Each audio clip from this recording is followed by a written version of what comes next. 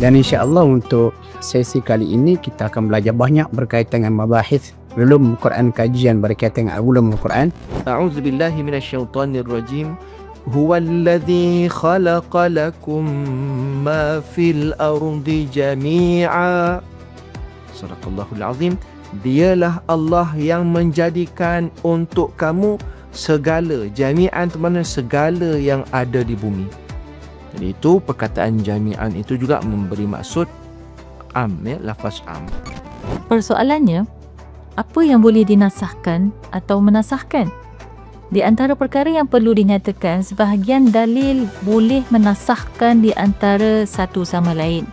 Manakala terdapat juga dalil yang lain yang tidak dapat menasahkan dalil yang lebih kuat darinya.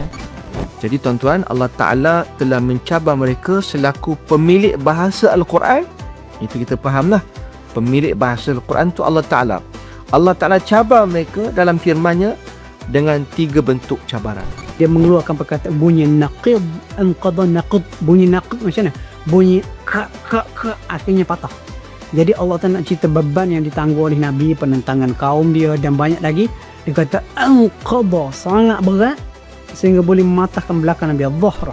Kumpulan ketiga ini adalah kumpulan pilihan yang sentiasa kehadapan untuk mendalami Al-Quran. Jangan berhenti, teruskan bersama kami dan insya-Allah ia akan menjadi sebab darjah kita ni diangkat oleh Allah kerana kita cuba untuk memahami isi kandungan Al-Quran mengikut lunas ilmu yang betul.